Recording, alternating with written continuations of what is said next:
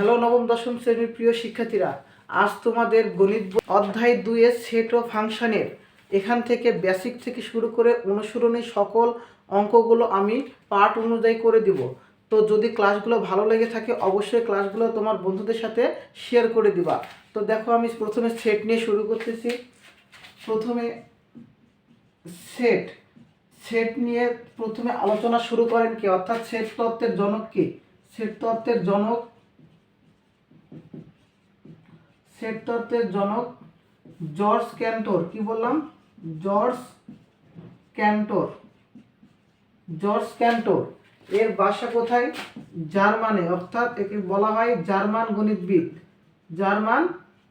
গণিতবিদ।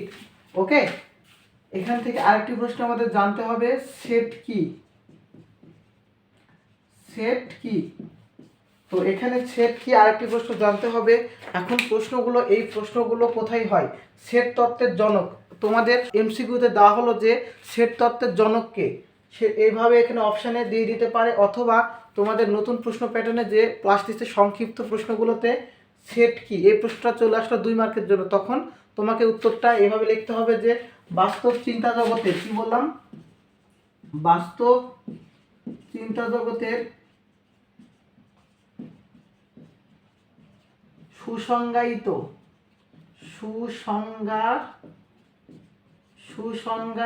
বাস্তব চিন্তা জগতের সুসংজ্ঞায়িত বস্তুর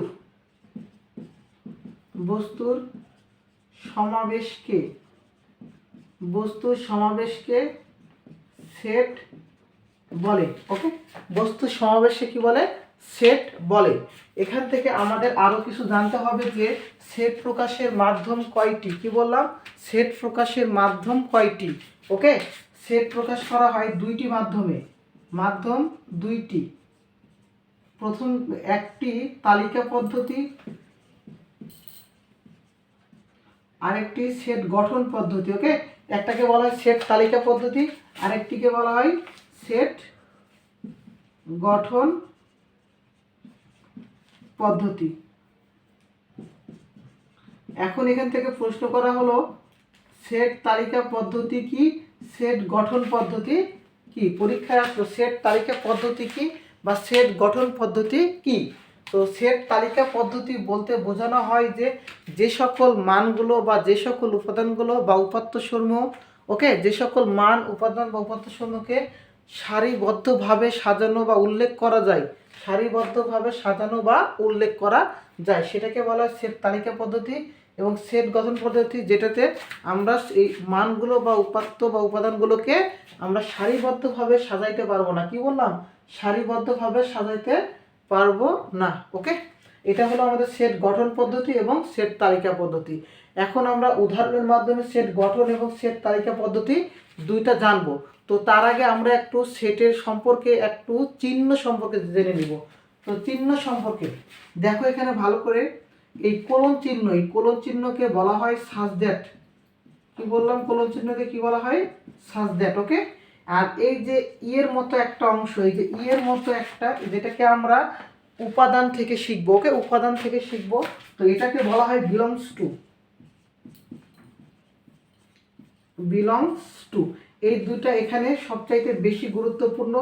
এক্স এখানে সাজ দ্যাট, এই কোলনের মতো যেটা সেটাকে বলা হয় সাজ দ্যাট, এবং যেটা ইয়ের মতো সেটাকে বলা হয় বিলংস টু। ওকে, তো এখান থেকে আমরা আরেকটা জিনিস শিখবো, উপাদান। কি বললাম? আরেকটা জিনিস শিখবো, সেটা উপাদান। ওকে,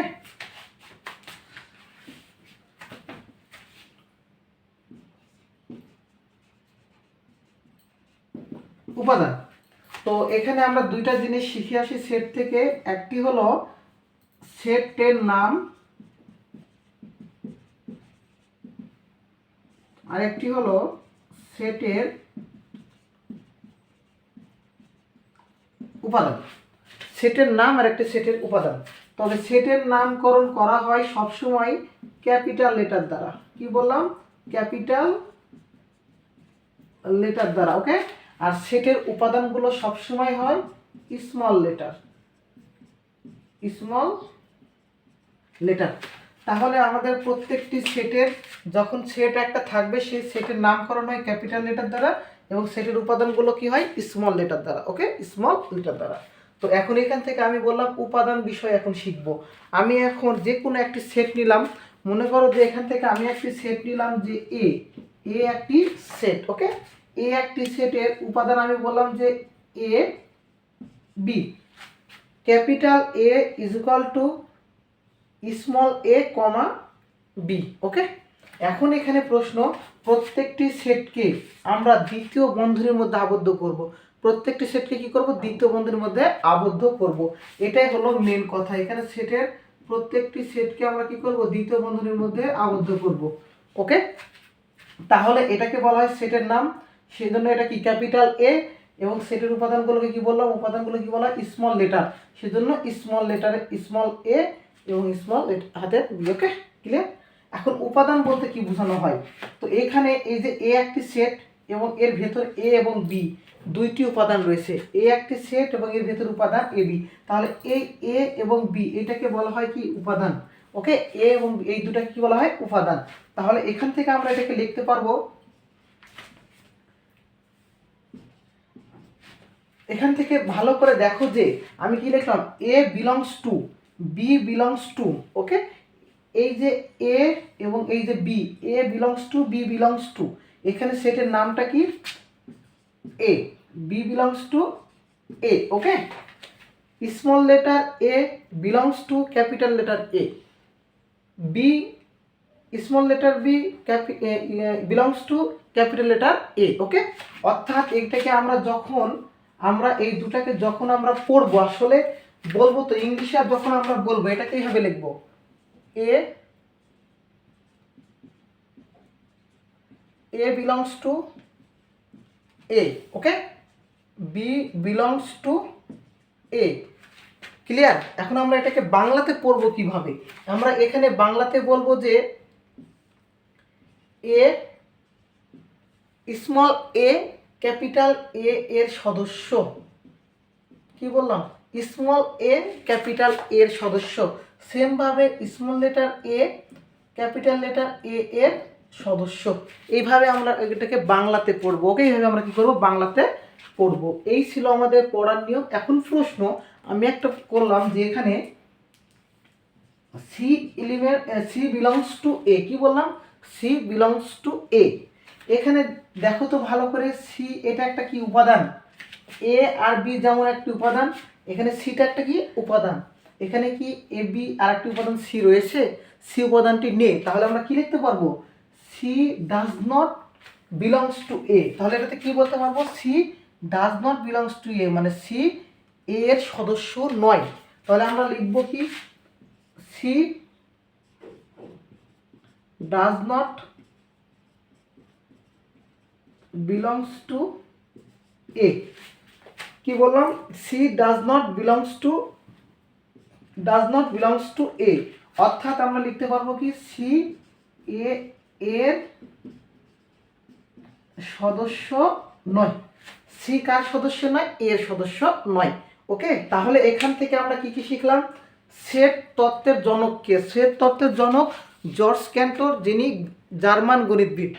সেট কি, বাস্তব চিন্তা জগতের সুসংগঠিত বস্তুর সমাবেশকে সেট বলে। সেট প্রকাশের মাধ্যম কয়টি, সেট প্রকাশের মাধ্যম দুইটি, একটি সেট তালিকা পদ্ধতি আর একটি সেট গঠন পদ্ধতি। তাহলে সেট তালিকা পদ্ধতি কি, সেট গঠন পদ্ধতি কি, ওকে। এখান থেকে আরো দুইটা, তারপরে সেটের নাম, সবসময় সেটের নামগুলো আমরা কি করব, ক্যাপিটাল লেটার দ্বারা প্রকাশ করব। যেমন আমি এখান থেকে ক্যাপিটাল লেটার বললাম, যেমন আমরা কি লিখতে পারবো, এ যে কোনো একটা সেটের নাম, বি যে কোনো একটা সেটের নাম, C dot dot dot dot X Y Z, okay, এইগুলো হলো প্রত্যেকটা কি হবে, ক্যাপিটাল লেটার সেটের নাম। আর সেটের উপাদান কোনগুলো হবে, সেটের উপাদানগুলো স্মল লেটার, কি বললাম, স্মল লেটার অথবা যে কোনো সংখ্যা, স্মল লেটার বা যে কোনো সংখ্যা। আমি একটা বললাম যে এম যে কোনো একটি সেটের নাম, ওকে, এম যে কোনো একটি সেট, তো এর উপাদান সংখ্যা 1 এ 2b, এখানে দেখো তো যে আমি সংখ্যা লিখলাম plus small letter A B লিখলাম, স্মল লেটার এ বি লিখলাম, তাহলে এম একটি যে কোনো একটি সেটের নাম, ওকে। তাহলে এখান থেকে সেটের নাম প্লাস সেটের উপাদান সংখ্যা, ক্লিয়ার।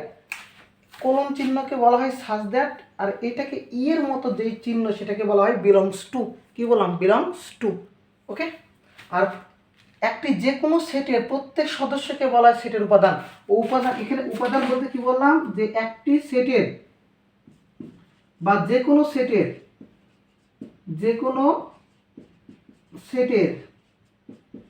প্রত্যেক সদস্যকে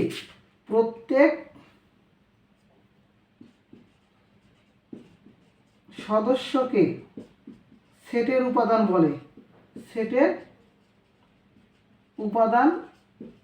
কি বললাম তাহলে?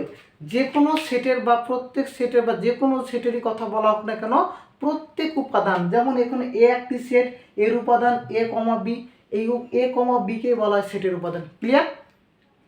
এই ছিল আমাদের সেটের প্রথম অংশটুকু নিয়ে আলোচনা। এরপর আমাদের সেটের আরো বিস্তারিত আলোচনা করব। এ এবং বি, এ একটি সেট, বি একটি সেট। ওকে। তো আমি বললাম যে সেটটি সারিবদ্ধভাবে থাকবে সেটা তালিকা, এবং যে সেটটি সারিবদ্ধভাবে থাকবে না অর্থাৎ কোনো একটি প্রকাশ করবে সেটা হচ্ছে সেট গঠন পদ্ধতি। তাহলে এইটা যে তালিকা পদ্ধতি, এই তালিকা পদ্ধতিকে আমরা করব এই পদ্ধতিকে আমরা করব গঠন পদ্ধতিতে, আর এই পদ্ধতিকে আমরা করব তালিকা পদ্ধতিতে। ওকে।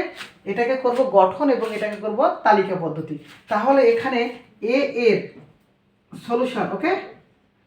এ এর উপাদান কোনগুলো? এখান থেকে বলো তো এ এর উপাদান কোনগুলো হবে? এ এর উপাদানগুলো কোনগুলো? এই যে বললাম যে এ একটি সেট, এটা নাম, এবং এর ভিতরে যে উপাদানগুলো থাকবে সেটা হচ্ছে উপাদান, তাই না? তাহলে এখান থেকে উপাদান কোনগুলো হবে? 2 4 6 8 10। 2 4 6 8 10। ওকে। এই যে উপাদান সমূহ, এই উপাদান সমূহ বলো তো এখান থেকে এই উপাদান সমূহ কত গুণিতক? 2 এর গুণিতক। এবং কি বললাম? এগুলো কিসের গুণিতক? 2 এর গুণিতক। এবং এখানে 2 এর গুণিতকটা সর্বোচ্চ কত পর্যন্ত আছে? সর্বোচ্চ 10 পর্যন্ত আছে। ওকে। তাহলে আমি কি বলতে পারি? যা 10 এর বড় নয়। 10 এর বড় নয় কথার অর্থ কি? মানে 10 এর সমান। ওকে, 10 এর সমান। তাহলে আমি এটাকে গঠন পদ্ধতি কি লিখতে পারবো? প্রথমে কি করব? আমরা দ্বিতীয় বন্ধনীতে ঘিরে দেব। ওকে, এখানে দ্বিতীয় বন্ধনীতে কি করব? ঘিরে দেব। এটা পরে দিতেও পারো, কোনো সমস্যা নেই। এখানে 2 এর গুণিতক, তাহলে এখানে লিখবা এইভাবে x such that x। কি বললাম? x such that x। এখানে একটা কমা দিবা, দিয়ে লিখবা 2 এর গুণিতক, 2 এর গুণিতক এবং 2 এর গুণিতক এবং 10 এর বড় নয়। তাহলে এক্সটা কি হবে? এখান থেকে 10 এর বড় নয়, অর্থাৎ x less than or equal 10। X less than or equal 10 মানে এক্স এর মানটা 10 এর সমান, তার চাইতে ছোট। 10 এর সমান বা তার চাইতে ছোট, যেটা এক্স এর মানটা কত থেকে শুরু? 2 এর গুণিতক, 2 একে 2, 2 থেকে শুরু। এইটাকে তোমরা যদি আরো অন্যভাবে লিখতে চাও লিখতে পারবা, সেম ভাবে 12, কোনো সমস্যা নেই, এটাও অ্যান্সার হবে। এক্স লেস দেন 12 মানে এক্স যেটা মান হবে সেটা 2 এর গুণিতক হবে এবং 12 চেয়ে ছোট হবে। 12 চেয়ে ছোট মানে কি? 10। এই যে আমাদের 10 পর্যন্ত 2 4 6 8 10। ক্লিয়ার? এটা আশা করি বোঝা গেছে। এরপর পরে আরেকটি প্রশ্ন দিয়েছি যে B X such that X 12 এর গুণনীয়ক। কি বললাম? 12 এর গুণনীয়ক। তারপরে এবার এটা সলিউশন করি। সলিউশন অফ বি এখানে বলেছে কি 12 গুণনীয়ক। তাহলে আপনি এখান থেকে 12 গুণনীয়কগুলো বের করেন তো। 12 গুণনীয়ক কি হবে? 1 গুণিত 12, সেম ভাবে 2 গুণিত 6, সেম ভাবে 3 গুণিত 4, তাহলে 1 গুণিত 12, 2 গুণিত 6, 3 গুণিত 4। তাহলে এখানে 12 গুণনীয়কগুলো কি কি আছে? 12 এর গুণনীয়ক সমূহ। 12 এর গুণনীয়ক সমূহ কি কি আছে? Second bracket 1 2 3, same 1 2 3 4 6 12। ওকে, 12 এর গুণনীয়ক সমূহ 1 2 3 4 6 12। এইভাবে সিরিয়াল ভাবে এটা আমরা করব। এটাকে বলা হয় তালিকা পদ্ধতি এবং এটাকে বলা হয় সেট গঠন পদ্ধতি। সেমভাবে আমি যেভাবে করেছি এইভাবে আমি তোমাদেরকে দুইটা হোমওয়ার্ক দিব, একটা তালিকা পদ্ধতি করবা, একটা সেট গঠন পদ্ধতি করবা। ওকে, তো দেখো এখান থেকে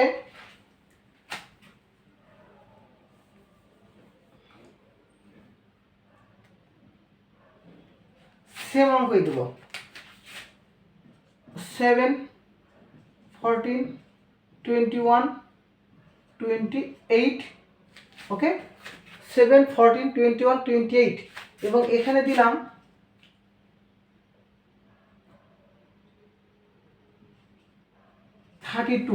32 এর গুণনীয়ক। এই দুইটা তোমাদের থাকবে হোমওয়ার্ক, এই দুটো তোমরা করে দিবা কমেন্টে, এই দুটো কমেন্টে আমাকে দিবা এই দুটো সমাধান করে। ওকে, হ্যাঁ, এরপরে আমরা a is equal two x belongs to n। এখানে n বলতে কি বোঝানো হয়? n বলতে বোঝানো হয় এখানে স্বাভাবিক সংখ্যা। n বলতে কি বোঝানো হয়? স্বাভাবিক সংখ্যা। x belongs to n such that ac square greater than 9। অর্থাৎ এই কথার মানে কি, ac স্কয়ার গ্রেটার দেন 9 মানে x এর যে মানগুলো আমরা এখানে প্রয়োগ করব, অর্থাৎ স্বাভাবিক সংখ্যা যে x এর মানগুলো দিব সেটা 9 থেকে কি হতে হবে? বড় হতে হবে। এবং এবং এখানে বলা হয়েছে কি x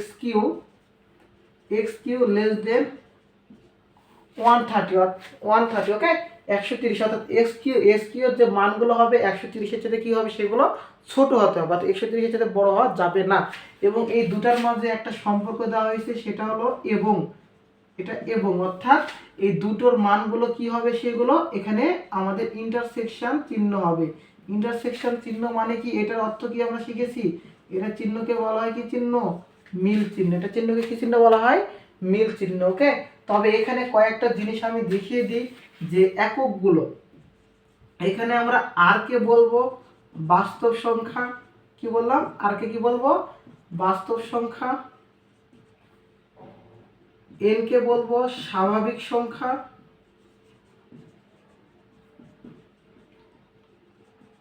জেড কে বলবো পূর্ণ সংখ্যা এবং কিউ কে বলবো মূলদ সংখ্যা। তাহলে এখানে এই যে আমাদের এককগুলো ব্যবহার করা থাকলে বা এই লেটারগুলো ব্যবহার করা থাকলে আমরা বুঝে নিব যে কি বোঝানো হচ্ছে। আর বললে বাস্তব সংখ্যা, এন বললে স্বাভাবিক সংখ্যা, জেড বললে পূর্ণ সংখ্যা এবং কিউ বললে মূলদ সংখ্যা। ওকে, এই ছিল আমাদের কথা। এবং যদি কখনো এইভাবে থাকে এটাকে বলা হয় ইউনিয়ন। কি বললাম? এটাকে কি বলা হয়? ইউনিয়ন। ওকে, ইউনিয়ন। বাংলা কি হবে? সার্বিক। কি হবে বললাম? সার্বিক। ওকে, এবং এটা যদি থাকে এটাকে বলা ইন্টারসেকশন।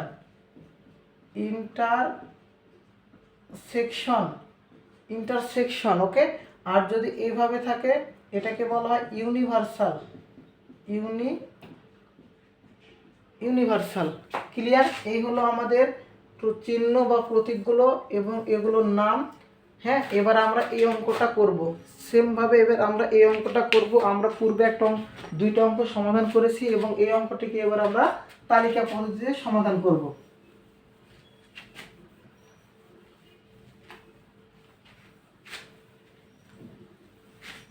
তো এখানে বলেছে কি? এখানে বলেছে যে x এর মানগুলো কি হবে? স্বাভাবিক সংখ্যা হবে। তাহলে আমি x এর মান একবার 1 নিলাম, x এর মান 2 নিব, x এর মান 3 নিব, x এর মান 4 নিব, x এর মান 5 নিলাম, x এর মান 6 নিলাম। x এর মান 1 2 3 4 5 6 নিলাম। ওকে, এরপর আমরা কি করব? এখান থেকে বলেছে শর্তে কি বলেছে? এখানে এসি স্কয়ার মানে কত? 1 এর উপর স্কয়ার। 1 এর উপর স্কয়ার করলে কত? 1। তার থেকে কি 9 বড়? এটা কি শর্ত মানে? শর্ত মানে না। ওকে, পরেরটা সেম ভাবে এসি স্কয়ার 2 এর উপর কি হবে? স্কয়ার 4 9। পরেরটা এসি স্কয়ার 3 এর উপর স্কয়ার 9 9। অর্থাৎ এটা 9 9 কি সমান হবে। ওকে, এরপর এসি স্কয়ার 4 এর উপর স্কয়ার 16 9 থেকে কি বড়? তারপর সেম ভাবে এসি স্কয়ার 5 এর উপর স্কয়ার 25 নয় চাইতে বড়, এসি স্কোয়ার 36 নয় চাইতে বড়। তাহলে আমাদের এই প্রথম শর্ত থেকে কি মনে হচ্ছে, বলেছে যে 9 থেকে বড় হবে, কি হবে 9 থেকে বড় হবে। তাহলে আমাদের এই শর্ত, এই তিনটা শর্ত কি মানে, এই তিনটে শর্ত এখানে করা মানে না। তাহলে আমাদের প্রথম শর্ত থেকে কোনটা মনে হচ্ছে বলেন তো, এখান থেকে এই তিনটা মনে হচ্ছে যে উত্তর হবে। এখন এর সাথে আরও কিছু জোড়া করা আছে, তাহলে আমাদের পুরো অঙ্কটাকে সমাধান করে উত্তর বের করতে হবে। ওকে, তাহলে এখানে এবং দেওয়া হয়েছে, তাহলে আমরা কি করব, এবং সেম ভাবে করব, এক্স কিউব 1 এর উপর কিউ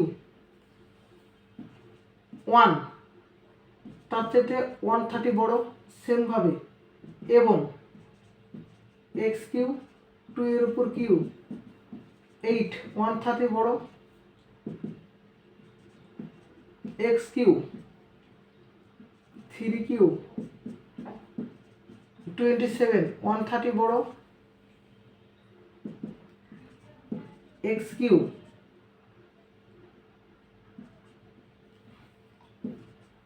4 কিউব কত হবে 64 130 বড়,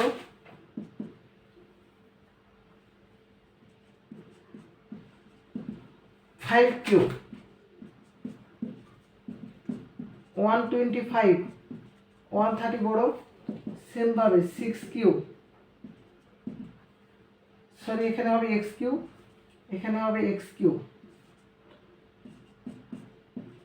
6 কিউব 216 130 চাইতে এটা কি আবার 130 বড় হয়ে গেল।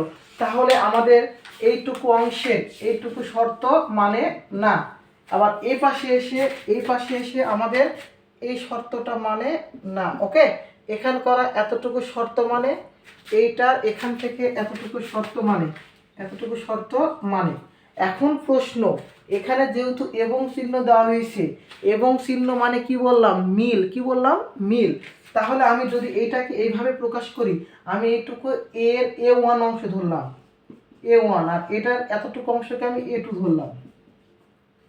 তাহলে এখান থেকে A1 মানগুলো কোনগুলো অ্যাপ্রোপ্রিয়েট হচ্ছিল, 4 5 6 ডট ডট ডট ডট চলমান। ওকে, এরপর এখানে মানগুলো কোনগুলো অ্যাপ্রোপ্রিয়েট হচ্ছিল, 1 2 3 4 5। এখন এই জায়গায় চিহ্নটা দেওয়া হয়েছে কি ইন্টারসেকশন, মানে মিলগুলো। তাহলে মিলগুলো কি কি আছে এখান থেকে, আমাদের এখান থেকে মিল আছে কি 4 আর 5। ওকে, এখান থেকে মিল কি আছে 4 আর 5। তাহলে উত্তর আমাদের কি হবে 4,5, এটাই হবে আমাদের রাইট অ্যান্সার। ওকে, এটাই আমাদের কি হবে একদম রাইট অ্যান্সার 4,5। আমরা এটাকে এতটুকুকে না করলেও পারবো, এখান থেকে ডাইরেক্ট এসে লিখে দিতে পারবো যে a is equal to 4,5 second bracket দিয়ে আবদ্ধ। ওকে, এই ছিল আমাদের এই অঙ্কটার সমাধান।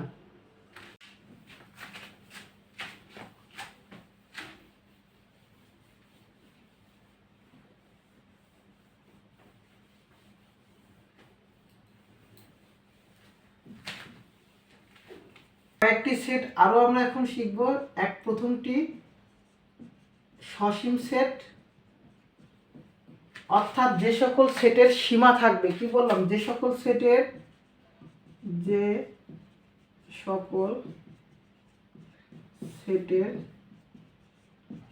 সীমা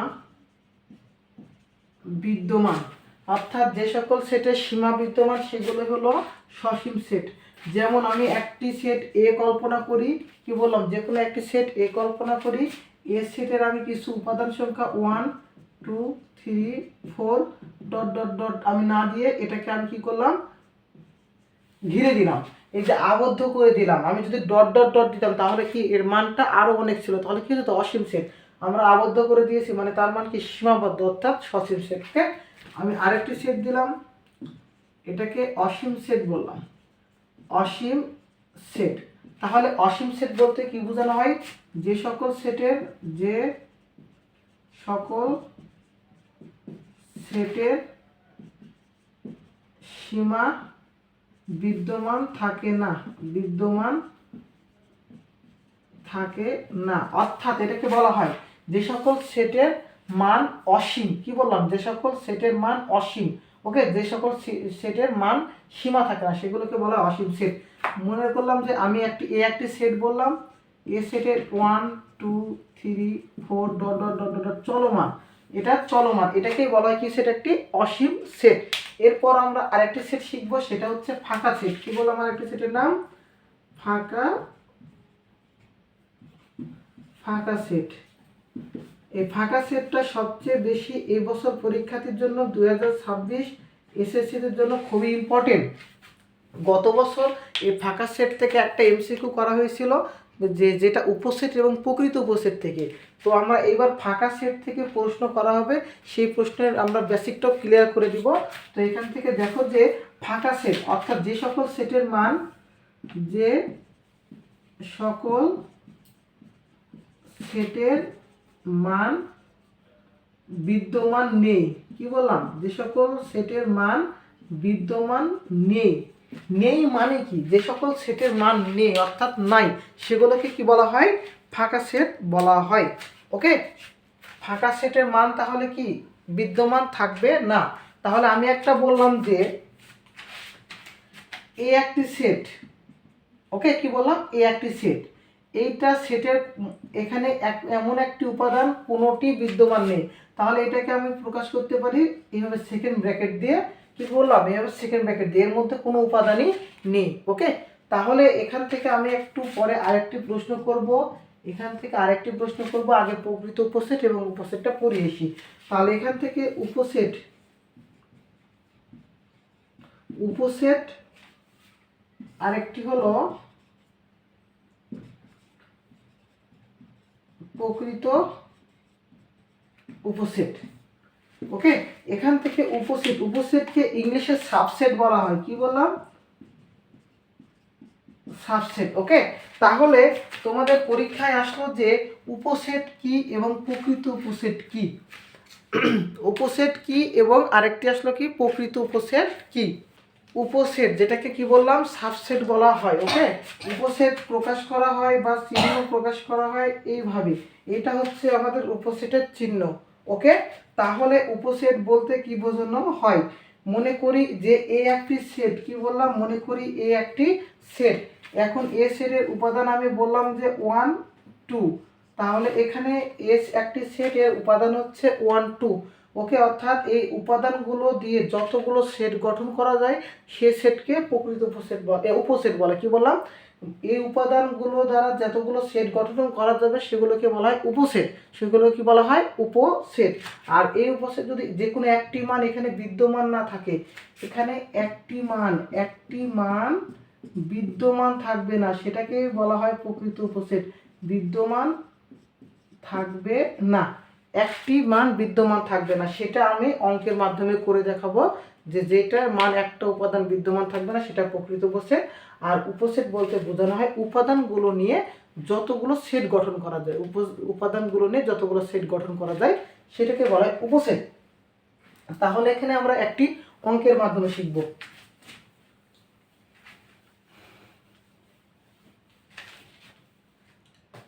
আমি এখান থেকে বললাম যে এ একটি সেট।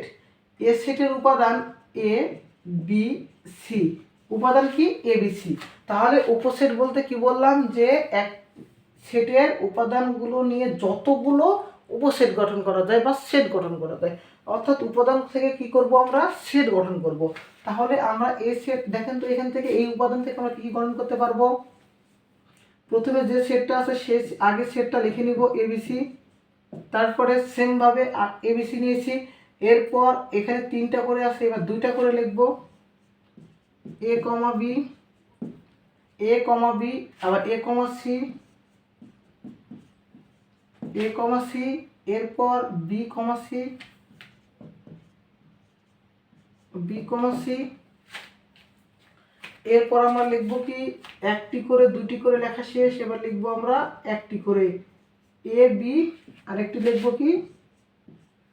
সি। এবং শেষে আমরা একটা ফাঁকা সেট দেব। কি দিব? ফাঁকা সেট। একটু আগে যেটা শিখলাম, অর্থাৎ এই ফাঁকা সেটের কোনো উপাদান সংখ্যায় নেই। কি বললাম? কোনো উপাদান নেই। ওকে, তাহলে এখান থেকে আমরা পাইলাম কত বলো তো? এখান থেকে 1 2 3 4 5 6 7 8, তাহলে আমরা পেলাম কত? 8, অর্থাৎ 8। ওকে, ইংলিশে আমরা 8 লিখলাম। ওকে, তাহলে এখান থেকে আমরা 8 কে কি লিখতে পারবো? 2 টু দি পাওয়ার 3। কি লিখতে পারবো এখান থেকে? 2 টু দি পাওয়ার 3। তাহলে এখানে দেখো তো ভালো করে যে 2 টু দি পাওয়ার 3 লিখছি, এখানে যে 3টা লিখলাম, এখানে n এর মানটাই কি 3 না? এখানে n এর মানটা যেটা, এখানে 1 2 3, উপাদান সংখ্যায় 3, তাহলে আমি 2 টু দি পাওয়ার 3 কে কি লিখতে পারবো? 2 টু দি পাওয়ার কি লিখতে পারবো? n লিখতে পারবো। তাহলে উপসেট নির্ণয়ের সূত্র এমসিকিউতে আসবে, উপসেট নির্ণয় আসবে, উপসেট নির্ণয়। তখন আমরা কি করব? উপসেট নির্ণয় করতে বললে 2 টু দি পাওয়ার n সূত্র ফেলবো। কি করব? 2 টু দি পাওয়ার n সূত্র ফেলবো। n বলতে 2 লিখবো, n বলতে এখানে যে কয়টা উপাদান থাকবে, যেমন এখানে উপাদান আছে কয়টি? 3টা, তাহলে আমরা n এর জায়গায় 3 লিখবো। 2 টু দি পাওয়ার 3 মানে কত? 8। এই যে আমাদের 8। তাহলে উপসেট বলতে কি বুঝলাম আমরা? যে উপাদান যে কটা থাকবে, কি বললাম? উপাদান যে কটা থাকবে সেই উপাদানগুলো নিয়ে যতগুলো সেট গঠন করা যায় সেটাকে বলা হয় উপসেট। সেটাকে কি বলা হয়? উপসেট। এখন প্রশ্ন বললাম প্রকৃত উপসেট কি? প্রকৃত উপসেট বলতে বোঝানো হয় উপসেট থেকে একটি উপাদান বাদ দিলে বা একটি উপাদান বিদ্যমান থাকবে না। তাহলে এখন প্রশ্ন, কোন উপাদানটা বিদ্যমান থাকবে? এখানে যে 8টা উপাদান রয়েছে, এখানের মধ্যে কোন উপাদানটা বিদ্যমান থাকবে না? মনে রাখবা এখান থেকে যে প্রথম যে আমাদের উপাদানটা সেটা বিদ্যমান থাকবে না, অর্থাৎ আমাদের এখান থেকে যে প্রধান যে উপাদানগুলো ছিল সেটা কি হবে না? বিদ্যমান থাকবে না। সেটাই হচ্ছে আমাদের প্রকৃত উপসেট। তাহলে এখানে প্রশ্ন, প্রকৃত উপসেট নির্ণয়ের সূত্র 2 to the power n minus 1, মনে থাকবে 2 to the power n minus 1। আর উপসেট নির্ণয় সূত্র 2 টু দি পাওয়ার n।